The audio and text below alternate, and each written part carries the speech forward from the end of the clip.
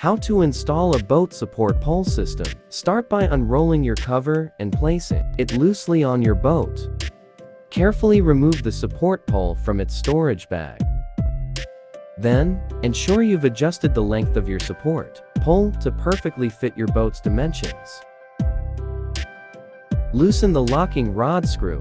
Pull out the telescopic rod before locking.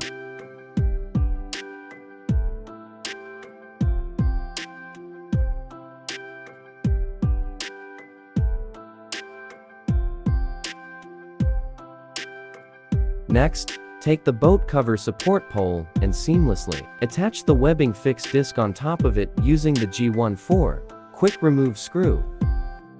Now, it's time to enhance the support. Take the fixed webbing straps and insert them into each part of the webbing fixed disc.